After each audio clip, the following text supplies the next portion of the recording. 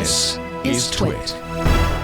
This is the kind of the big story this week, and that's why I'm glad to have you on first and foremost to talk about this. Activision Blizzard was acquired by Microsoft. This news kind of came through, and suddenly everybody was just, lots and lots and lots to talk about. That's pretty accurate. Just so much noise about it. I think what's really cool is I reached out to a former colleague of mine, and I believe a current colleague of yours, Megan Moroney, to talk about the Activision Blizzard acquisition.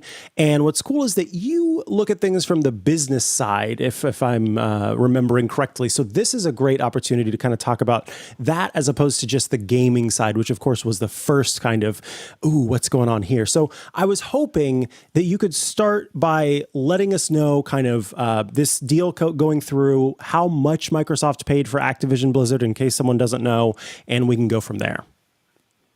And you know what? As soon as we start this, I realize that I don't remember how much Microsoft paid for Activision Blizzard, because that is quite literally not the part that I news. Exactly. cover. So essentially, the reason that this is relevant to me is that I am our labor and workplace reporter. And so I write about culture issues and what happens inside of a tech workplace. And Activision Blizzard is quite possibly the most chaotic tech workplace that we cover, which I'll get into in a second.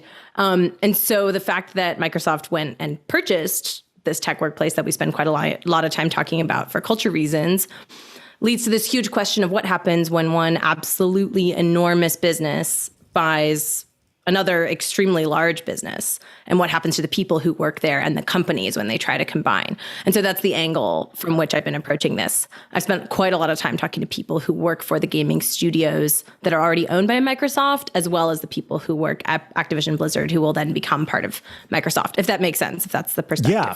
That's fantastic. So yes, it's $68.7 billion. There we go. Thank you. Nearly $70 billion. I appreciate that. You're welcome, and I apologize for that first little throw there, because honestly, that's what I was so excited to talk to you about, is the perspective that you have. So honestly, I just kind of want to, I'll throw in some questions as we're going through it, but I just love to hear kind of what you've learned as you've been hearing about, this company being acquired, the sexism and discrimination that's taken place at Activision Blizzard, the fact that Microsoft is dealing with its own ongoing concerns there. I mean, there's a lot here. So yeah, take it away. Yeah, absolutely. So for people who don't have the context for Activision Blizzard's history, over the last 6 months, we've watched both the state of California and the federal government EEOC, that's the Equal Employment and Opportunity Commission, investigate what I guess we could call like a toxic frat house culture that allows for gender and sex-based discrimination at Activision Blizzard. So there have been all of these revelations, basically countless horror stories that a lot of women who work at the gaming company have about the way their coworkers, especially men and men in superior positions, have treated them. And basically the state of California and the federal government have been investigating the company for sort of allowing this to happen. And so when the news broke that Microsoft was going to acquire this company, it immediately raises all of these enormous questions about what happens to a company in turmoil that has cultural issues that might be fixable and might not be. Honestly, the scale and scope of them sort of continues to amaze me. It's unlike anything we've seen at a lot of tech companies. So like what happens now is the huge question here. And Microsoft has said, like they said in the call announcing the acquisition, that obviously they knew that there are a lot of culture problems they're going to have to deal with as a company once the acquisition officially goes through. The big problem here, of course, is that that acquisition could take 18 months, 2 years. The Federal Trade Commission may want to look at it because there's a lot of questions about what does it mean if Microsoft is buying yet another huge gaming studio and shrinking the competition space with gaming studios, right? So all these culture questions are going to be unanswered for quite a lot of time. And other than that, like sort of the big thing people are asking is whether the CEO of Activision Blizzard, Bobby Kotick, is going to remain at the company after the acquisition. And while he and Activision have sort of taken the official position that he will remain, it does seem like from some reporting that it's pretty obvious he's going to depart as soon as the acquisition closes, which I think is kind of that big action we're going to see from Microsoft trying to fix the culture issues at Activision Blizzard, right? That's going to be a pretty easy thing for them to say if Bobby Kotick leaves. It's like, okay, Bobby is out, fixing the problems here is going to be a lot more straightforward. So it's kind of the general sum up of where we are. Yeah, before Activision Blizzard was acquired, they had, I believe, fired more than 36 employees. They had disciplined 40 others, but Kotick was still in that role and was accused of not only letting this stuff continue to happen, but in some cases being a part of it as well. And I think what you are like, getting rid of the CEO who seems to be, was reportedly very complacent in all of this stuff is one thing. But I imagine it takes more than just getting rid of the CEO. In your conversations with folks at gaming companies, what is kind of the thought? What is the method to fix these problems? Is it a matter of changing leadership? Is it a matter of changing, employee mindset? How do you even go about sort of reconstructing something from the mess that it currently is? And so that's a huge question that I think some people wonder if it's even possible. And that's what's so bizarre about this. Microsoft is a company that is known for at least trying harder than most tech companies to try to address these issues, to try to address cultural problems, to have standards that they try to enforce. There are a lot of people who've worked at Microsoft for an extremely long time who are very proud of that reputation and who feel like they've earned that reputation. And so there's also been some reporting that some people at Microsoft are obviously pretty unhappy about this because they see this as almost like an endorsement or acceptance of a bad culture in return for a great financial future for Microsoft Xbox, if that makes sense. And so I think what we'll see here is that all of the Microsoft standards and Microsoft cultural rules are probably going to be applied to Activision Blizzard more than they would be other gaming studios that Microsoft has acquired in the past. But how that plays out is actually the thing that everybody is waiting to see, that we won't actually know the answer to until after the acquisition is done.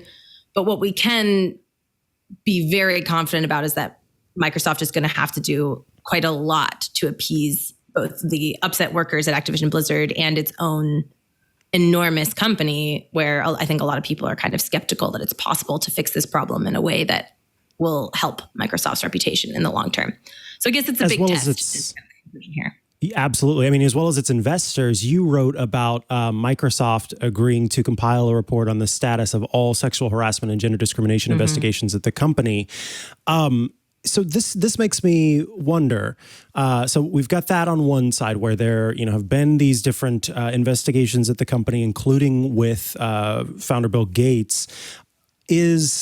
So we've got that thing there, and then just yesterday, so we do a show. It's called Windows Weekly on the TWiT network, and it's all about Microsoft. And one of the things that one of the hosts, Paul Thurrott, talked about is something that's been ongoing. I can remember as a younger person, I was never a gamer, but my father was, and listening to some of the nonsense, the horrible stuff on Xbox Live, and Paul was just talking yesterday about how it's just as bad, if not worse than it was at that point.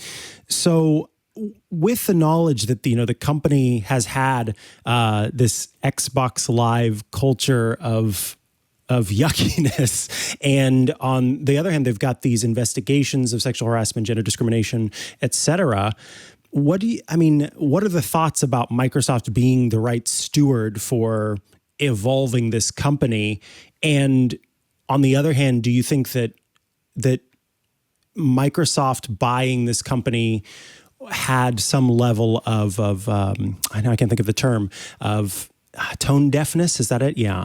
of saying, oh yeah, it's embroiled, but this will be great for Microsoft in the end. Can Microsoft fix this given what it already has taken on and has not yet fixed? I think it's a hard question to ask, because I think it's really you're asking, can Microsoft fix the fundamental cultural problem with gaming? Right. True.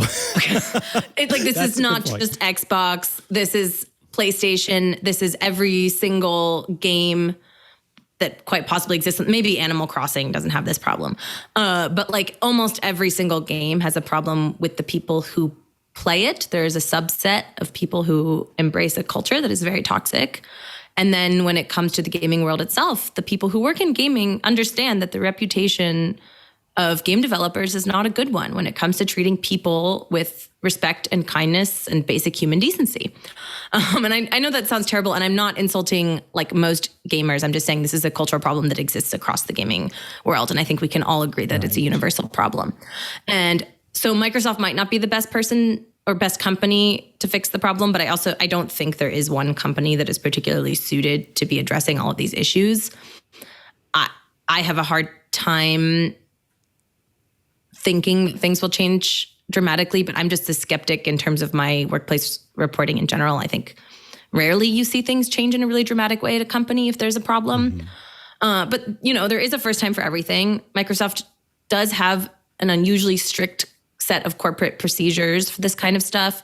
The fact that they're doing that investigation we talked about into, compiling the report into sexual harassment investigations on the corporate level at Microsoft is a big deal. That is not something you see most large companies do. It was the report was initiated by a shareholder resolution, but the company really seems to be embracing the fact that they need to do that, which is not something we have seen at any company of comparable size. So, I have a hard time making what I feel like is an accurate judgment here, but I feel like it is possible that Microsoft could be the right company for this. And at the end of the day, I think it is kind of moot, because regardless of whether it's tone deaf, buying Activision Blizzard is like freaking brilliant in terms of their long-term financial success as a gaming company. And that's really what they care about. Like Xbox is a project they're not giving up on. Right. Absolutely. You know what? That was just the perfect answer. Anna Kramer, I very much enjoy your workplace reporting over on Protocol, and folks can head there, protocol.com, to check out your work. If they want to follow you online, is there a place they can do that? Absolutely. I'm on Twitter at Anna_C_Kramer, Kramer with a K. I'm also on LinkedIn, where I post quite a lot. And if you want to talk to me, you can always shoot me an email. And my email is on the Protocol website and also on my Twitter. Awesome. Thank you so much for joining us today. Thanks. Really appreciate you having me.